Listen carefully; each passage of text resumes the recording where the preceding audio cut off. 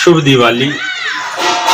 हिंदू सनातन धर्म के इस ऐतिहासिक पावन पर्व की संपूर्ण देशवासियों को बहुत बहुत शुभकामनाएं, बहुत बहुत शुभकामनाएं। अमन की राह दिखाना तुम।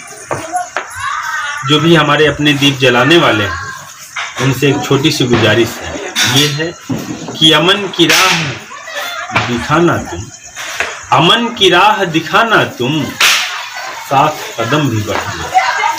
अमन की राह दिखाना तुम, साथ कदम भी बढ़ाना तुम, उसको मंजिल मिल जाए। अमन की राह दिखाना तुम, अमन की राह दिखाना तुम, साथ कदम भी बढ़ाना तुम।